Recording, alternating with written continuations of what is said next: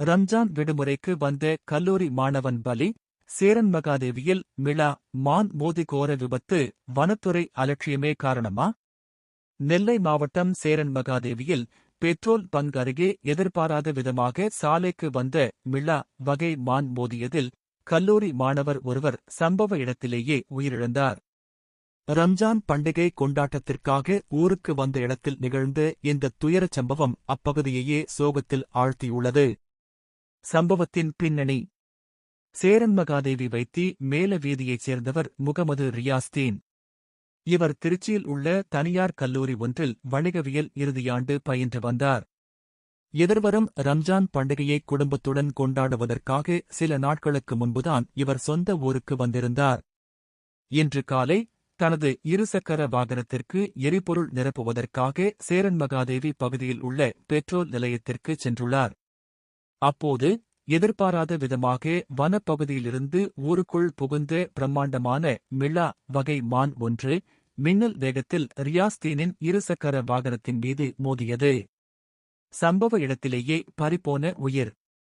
மானின் பலமான மோதலில் தூக்கி வீசப்பட்ட மாணவன் முகமது ரியாஸ்தீன் தலையில் பலத்த காயமடைந்து இரத்த வெள்ளத்தில் சம்பவ இடத்திலேயே பரிதாபமாக உயிரிழந்தார். விபத்தை ஏற்படுத்திய மிளா மானுக்கும் பலத்த காயம் ஏற்பட்டது. எனினும் அது நிலைகுலைந்து விழுந்த சில நிமிடங்களிலேயே மீண்டும் எழுந்து காட்டுப்பகுதிக்குள் ஓடி மறைந்தது. இதுகுறித்த காட்சிகள் வெளியாகி பார்ப்போரை அதிர்ச்சியில் ஆழ்த்தியுள்ளது.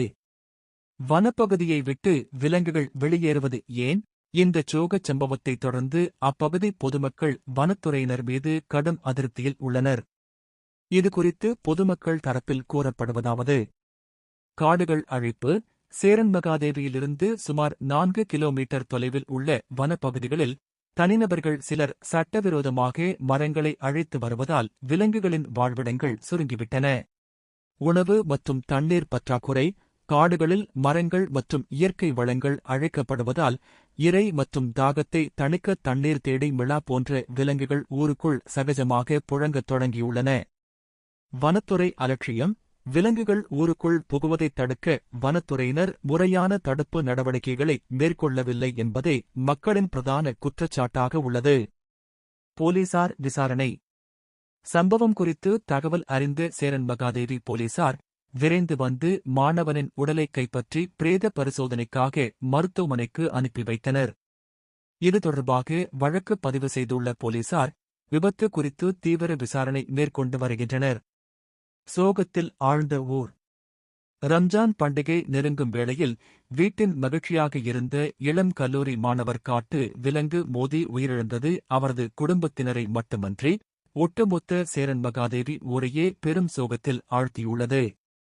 வனத்துறை மற்றும் மாவட்ட நிர்வாகம் இனியாவது விழித்துக் கொண்டு ஊருக்குள் புகும் விலங்குகளை தடுக்கவும் காடுகளை பாதுகாக்கவும் உரிய நடவடிக்கை எடுக்க வேண்டும் என்று பொதுமக்கள் கண்ணீருடன் கோரிக்கை விடுத்துள்ளனர்.